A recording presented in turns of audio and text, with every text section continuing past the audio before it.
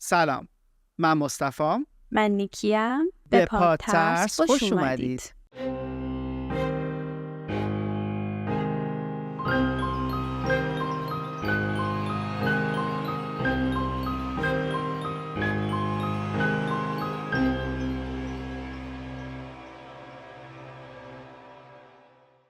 خیلی خوش اومدین به اپیزود امروز. موضوعی که قرار دربارش صحبت کنیم همونطور که از تایتل دیدین درباره شکنجه هاست. همراه اپیزود چیزی نخورین لطفاً. آره، ما چون میدونیم بعضی از بچه‌ها که ویدیو ما رو تماشا میکنن به اون گفتن که مثلا تو اوقات فراغتشونه دارن چیزی میخورن با خانواده‌ن. این از اون اپیزوداست که نباید چیزی باش بخورین، چون که واقعا یه سه جاش حال به هم زنه.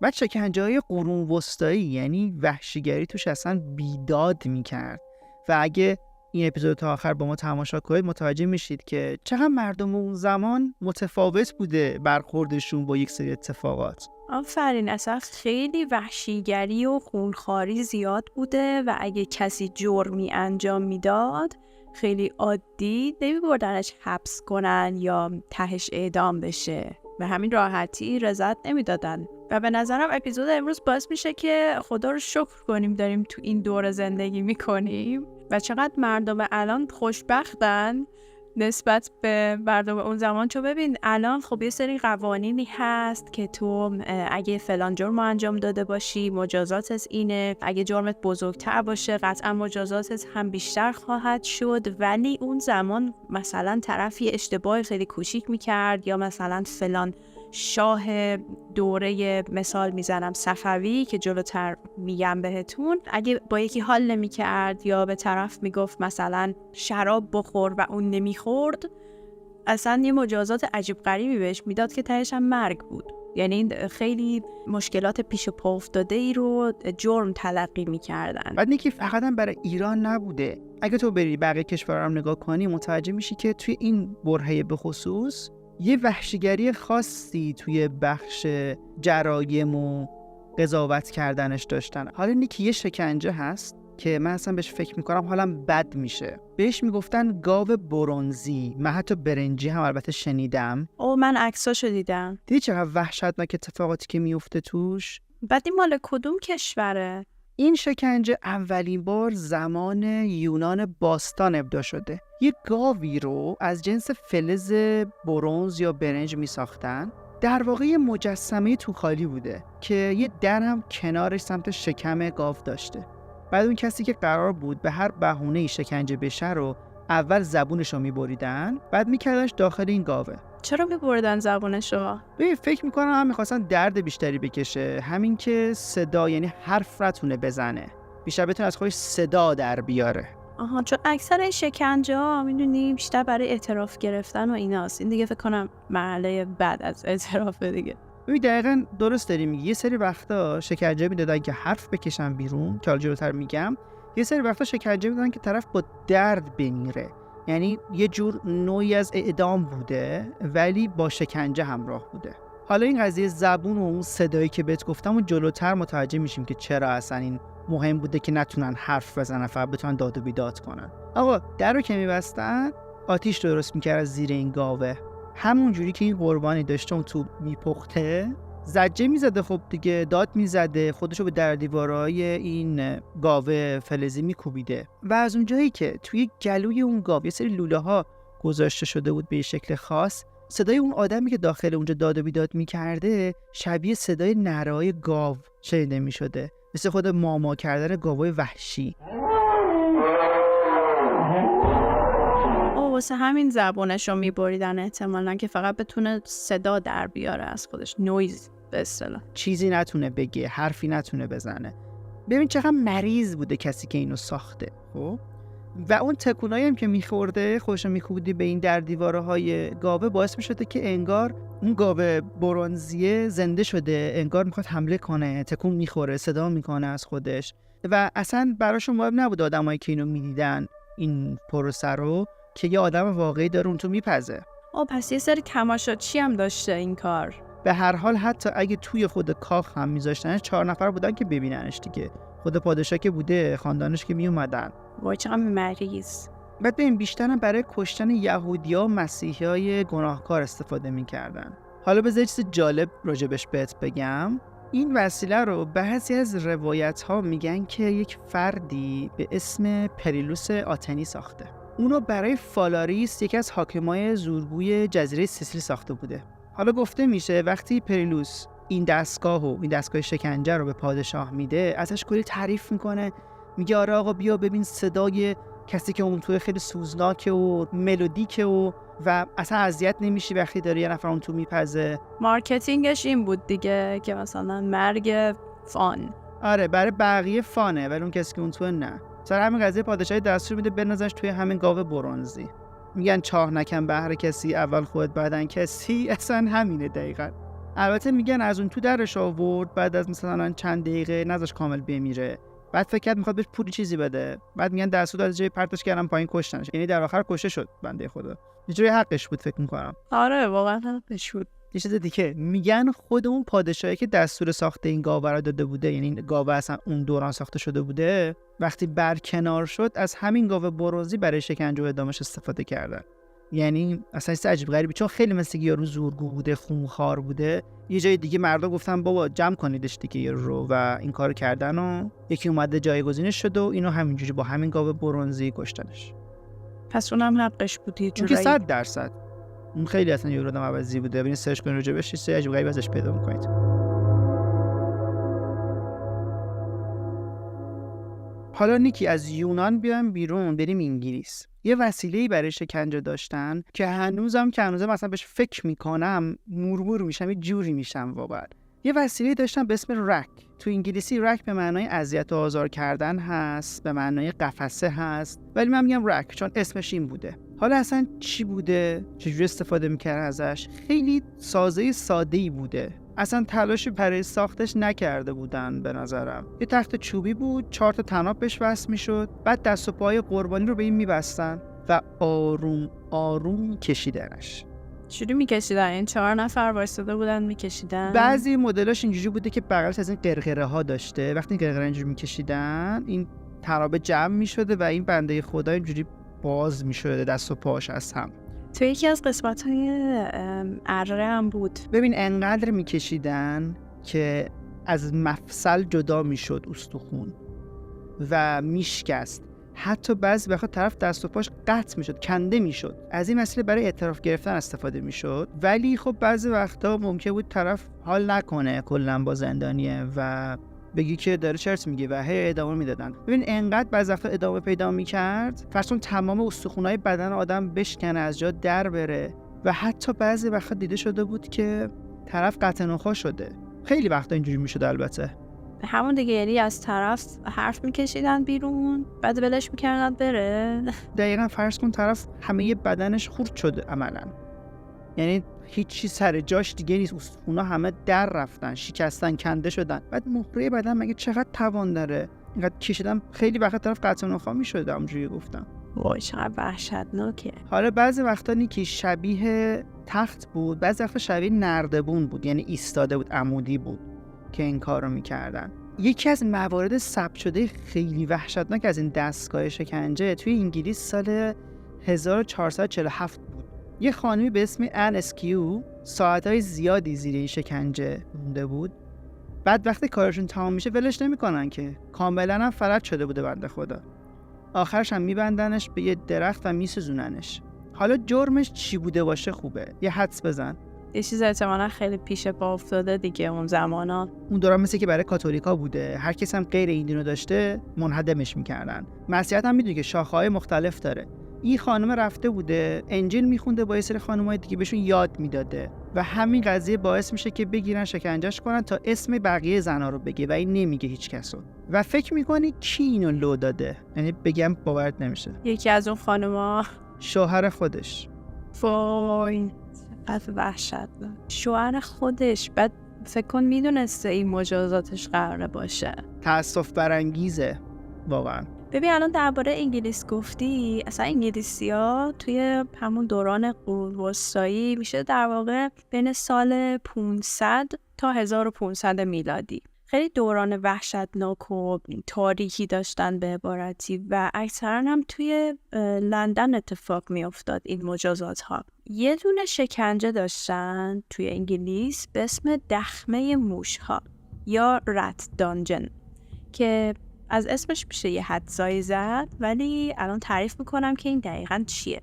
یکی از شکنجه‌ها مجازاتاییه که بدن هر مجرمی و هر چقدر توی مجرم خیلی خطرناکی بودی به لرزه در می آورد. یه دخمه‌ای بود توی زیرزمین برج لندن قرار داشت که این برج لندن توی زیرزمینش خیلی اتفاقا می افتاد. یعنی من شنیدم که حتی یه سری آدما رو میگرفتن اونجا زندانی میکردن و همجوری ولشون میکردن اصلا بدون آب و غذا و اینا. و چندین سال پیش وقتی حفاری کردن هزاران هزار اسکلت پیدا کردن فقط از کسایی که اونجا دفن شده بودن زنده. واسه همین کلن آوازه خوبی نداره این برج لندن و مجازات ها و به اصطلاح حبس هایی که انجام میدادن.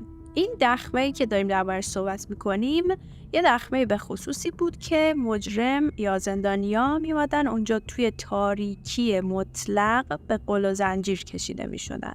حالا نکته‌ای که وجود داشت این بود که سطح این دخمه پایین تر از سطح رودخونه‌ای بود که اونجا قرار داشت و چون انگلیس و مخصوصا شهر لندن شهر بارونی هست، وقتی بارون میومد سطح آب بالا میرفت. سطح آب که بالا میره باعث میشه که موش‌هایی که توی آب بودن به سمت خروجی کانال‌های اطراف شنا کنن و از اونجایی که یک کانال بزرگی به سمت این دخمه ها بود راهشون رو به سمت این خروجی پیدا میکردن که میشه همین زندان مجرمای بخت برگشته. و فکر کن، یعنی یه لحظه خودتو بذار جای اون زندانیه که تو تاریکی مطلق به قل و زنجیر کشیده شدی و توی اون تاریکی یهو صدای خزیدن چند تا موشو میشنوی. آروم صدای پا و صدایی دارن موشا، نمیدونم شدی یا نه.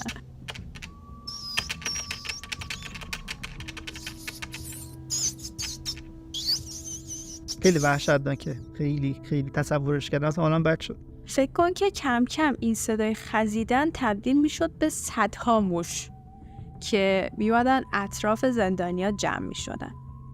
موش‌های عصبانی و گشنه که به سمت زندانیا حمله میکردن و یهو بدون اینکه طرف بفهمه اصلا از کدوم سمت دارن میان گاز گرفته میشدن.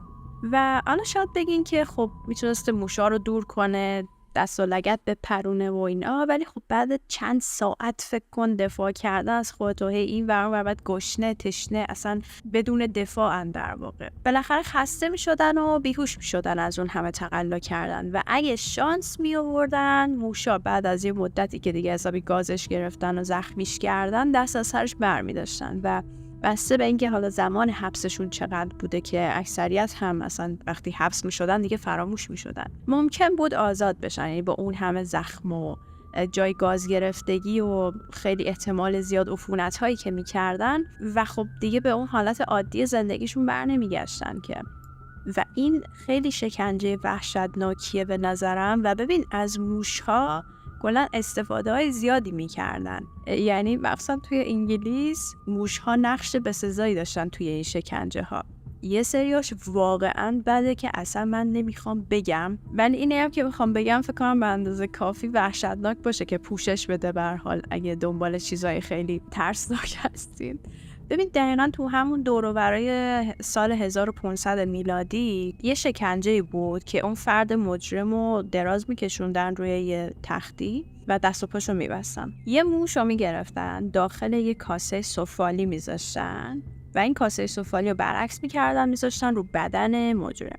این همینجوریش هم ترسناک هست که فکر کنی یه موش رو بدنت داره راه میره، ولی این کافی نبود.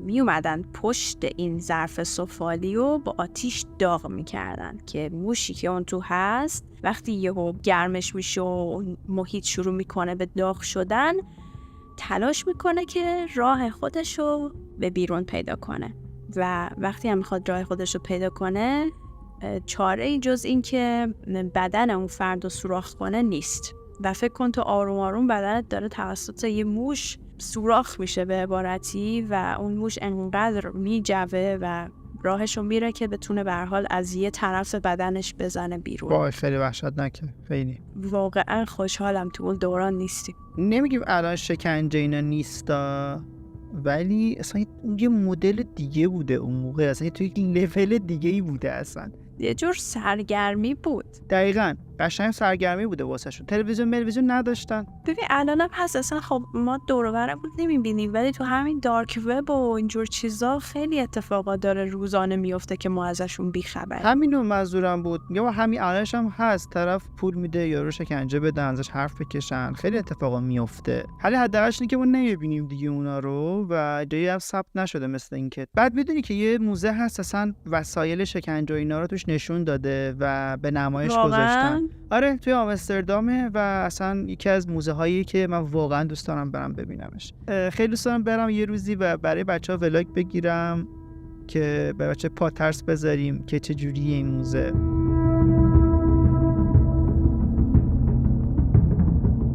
نیکی تو توی حرفات یه شکنجه‌ای رو مثال زدی توی انگلیس که خیلی برای من جالب بود و تا اونجا که یادمه، چون قبلا راجبش خونده بودم، اسم اون شکنجه مفهومش میشد فراموش شده یا فراموشی.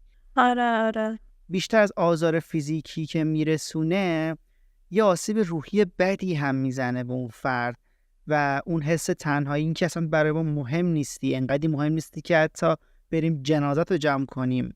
خیلی حس بدیه.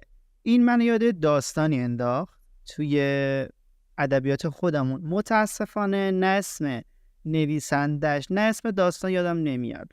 اگر بچه‌ها میدونن لطفاً توی کامنت بهمون بگن تا هممون بتونیم بریم نسخه کاملش رو بخونیم.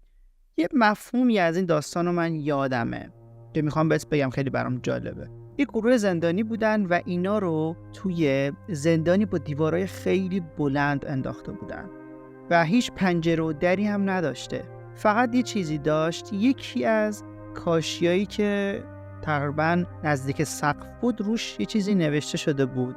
یکی از زندانی‌ها یه روزی میرین و نگاه میکنه، متنی که روی اون کاشی بود اینجوری بود که برگردونید، همچین چیزی رو میرسون. چجوری رفت اون بالا؟ از دور دیده بود که همچین چیزی روش نوشته. خلاصه به بقیه هم که احتمال خیلی قوی پشت این کاشی یه چیزی که به ما کمک میکنه چجوری از اینجا فرار کنیم. خلاصه اینا چند نفر بودن دیگه، ساعتهای زیادی رو وقت می‌ذارن رو کوله هم سوار میشن، روش‌های مختلف. اون خیلی بالا بود، اینا بهش نمیرسیدن. یه سری ناامید میشن، بیخیال میشن، ولی یه سری‌ها میگفتن نه ما باید انجامش بدیم، شاید راه فرارمون اون باشه، تنها راه آزادیمون اون باشه، اون کاشیه باشه. خلاصه بعد از کلی تلاش کردن و دست و پا زدن، کاشیه رو برمیگرد. فکر می‌کنی پشتش چی نوشته شده بود؟ برگردید پایین. پشت اون کاشی نوشته بود برگردونم. همون جمله دوباره.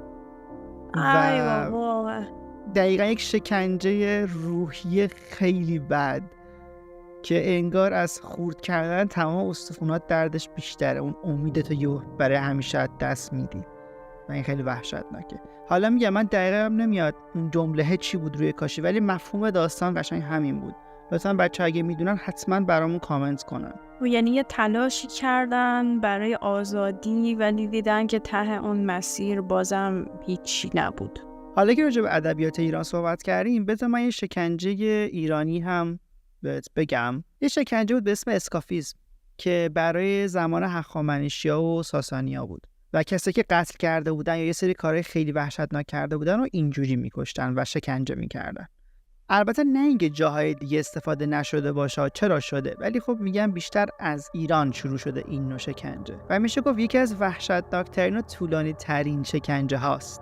شاید مثل بقیه اولش خون و خونریزی نداشته باشه، ولی این زجر هی بیشتر و بیشتر میشه به مرور زمان. حالا چی کار میکردن؟ اون فردی که گناهکار بوده رو میآوردن توی قایق میخوابوندنش، بعد دست و پاهاشو از 4 تا سوراخ بغلای قایق اینجوری میدادنش تو آب.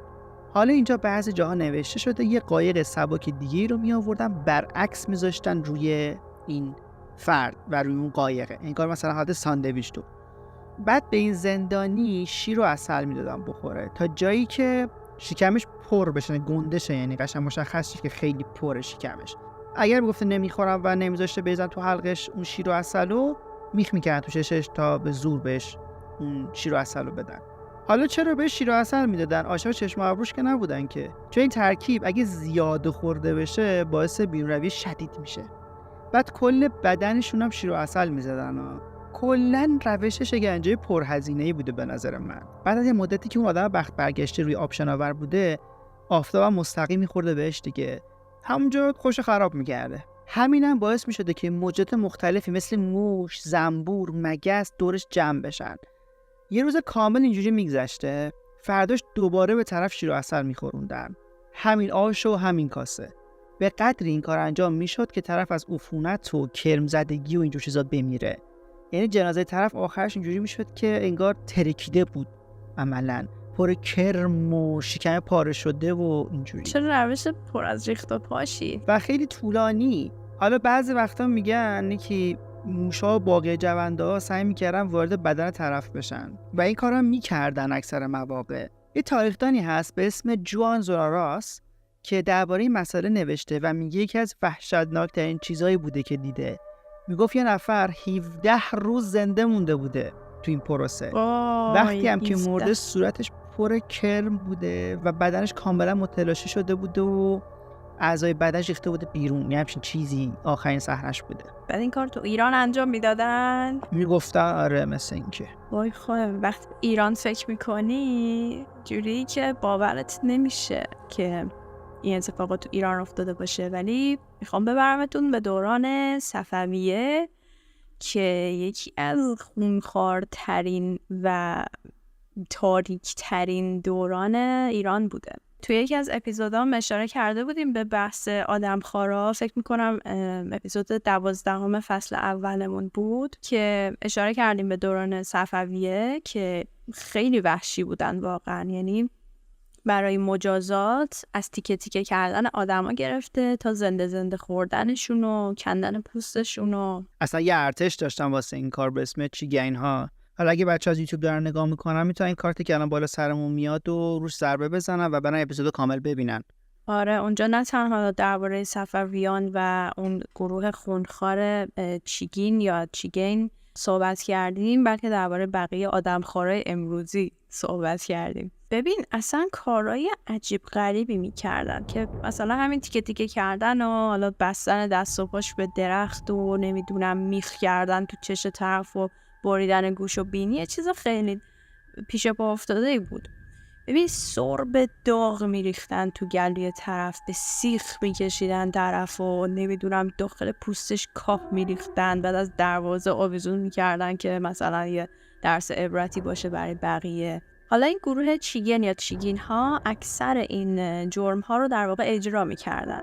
اینا اون روزی که قرار بود این شکنجه ها اجرا بشن یه لباس مخصوص تنشون میکردن و زیر نظر جارچی باشی شاه با دستور شاه گوشت و مجرم رو میخوردن. به چیگین ها زنده خوار هم گفته میشد چون لیو حمله میکردن طرف و زنده زنده میخوردن. و علاوه بر اون 12 تا سگ وحشی و پارم بودن که با یه دونه اشاره میرفتن طرف و تیکه پاره میکردن و خب هیچ کس هم نمیتونست رو حرف شاه حرف بزنه. که ببین این جهانگردا خیلی خاطرات دارن از ایران. احساس می‌کنم یه بخش زیادی از تاریخ ما رو این جهانگردای خارجی نوشتن. یه جهانگرد فرانسوی بود توی دوران صفویه به اسم ژان باپتیست تاورنیه.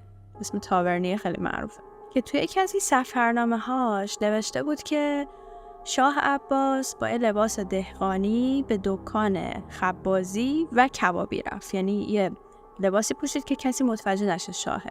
و توی اون دوتا مغازه‌ای که رفت 1 من نون و 1 من گوشت خرید.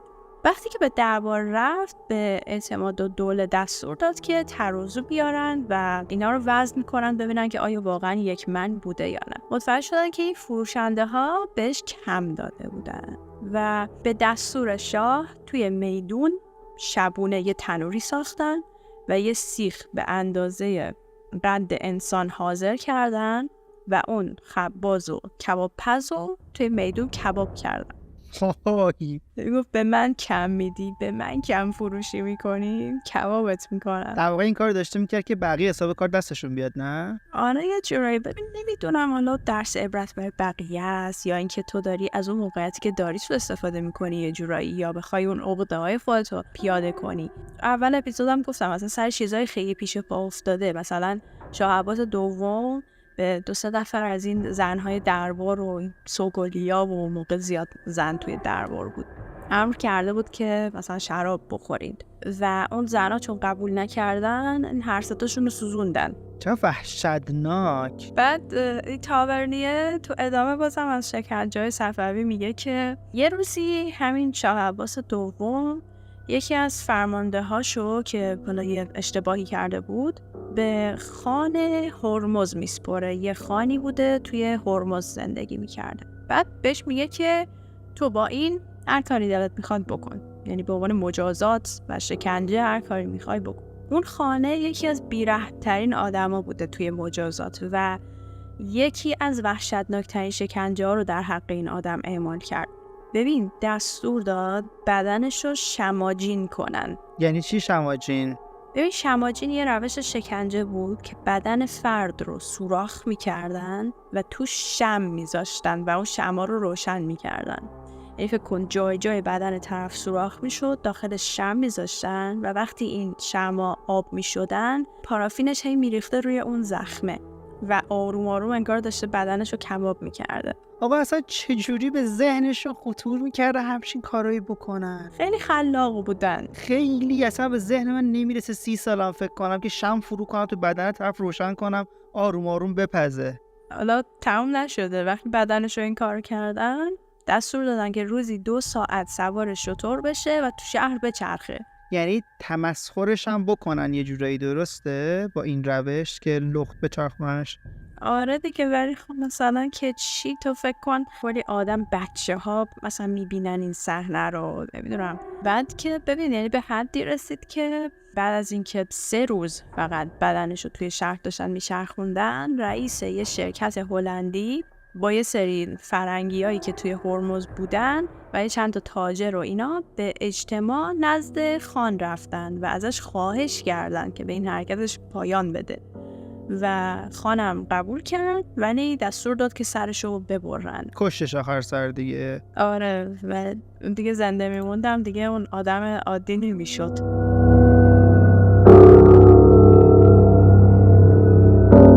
حالا نیکی راجع به کلی شکنجه‌های مختلف صحبت کردیم و روش‌های مختلفشو گفتیم. یه دونه از اینا به نظرم از همه‌شون بی‌رحمانه تر، نظر شخصی خود منه، که به نظرم بدتر از همه بود. واسه همین میخوام آخرین گزینه بگمش. یا خدا.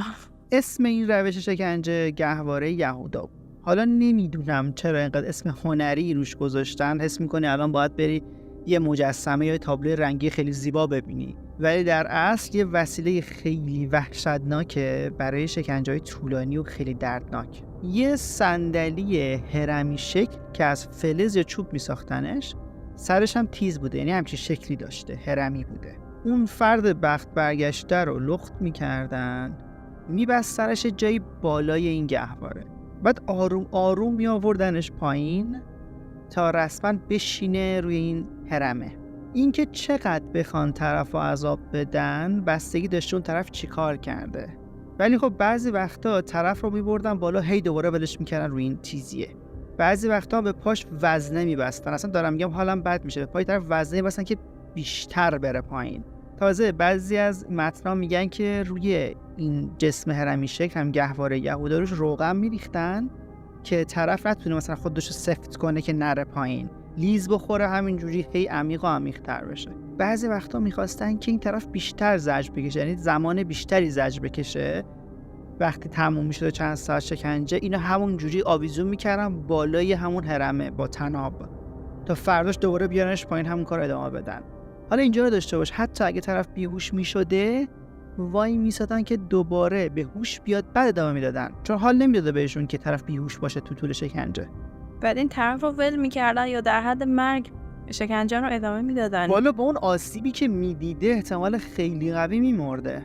حالا حتی اگر از اون پروسه گهواره یهودا جون سالم به در می‌برده، مطمئنا عفونت می‌کشتش. اون زمانم که دکتر درستابی نبوده، بعد اگه دکتر هم بوده کسی به این کمک نمی‌کرده. وای خیلی بده. حالا یه وسیله دیگه هم بود به اسم اسب چوبی که تقریبا کاراییشون یکیه، ولی این برای اسپانیاست که بهش اسب اسپانیایی هم میگفتن.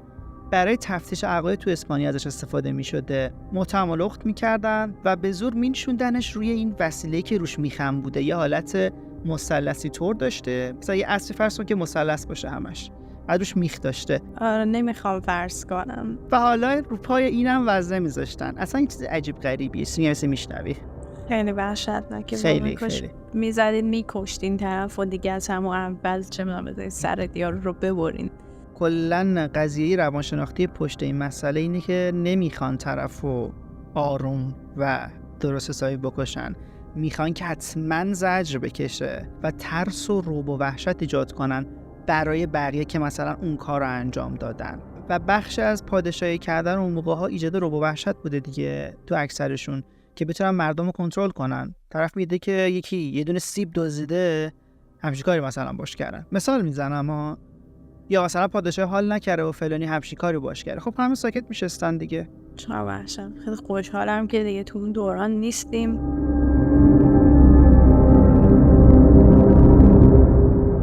یکی میدونم اپیزود عجیب غریبی بود، ولی بازم فکر کنم بچه‌ها خوششون بیاد، چون ما پادترسیا دیگه فکر نمی‌کنم چیزی باشه که حالمون رو بد کنه و حتی بترسونتمون. پس به نظرم حال کردم بچه‌ها. امیدوارم تو کامنت‌ها بهمون بگن.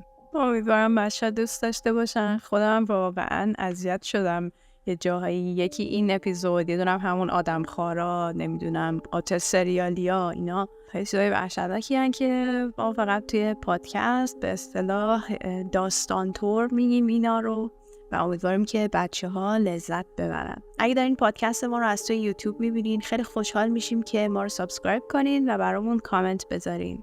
راستی نسخه صوتی پادترس رو هم میتونید از کست باکس گوش کنید و برامون اونجا هم کامنت بذارید. و اگه دوست داشتین که ما در ارتباط باشین، میتونید توی اینستاگرام به ما دایرکت بدین. اپیزود بعدی میبینمت نیکی. میبینمت مصطفی. فعلا خداحافظ.